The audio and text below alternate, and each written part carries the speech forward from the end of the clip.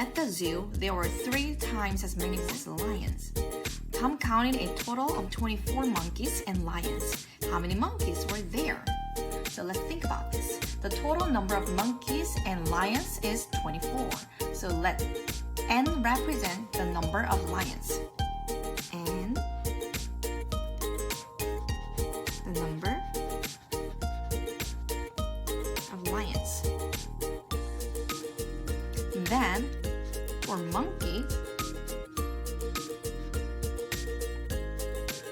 we are going to have 3n.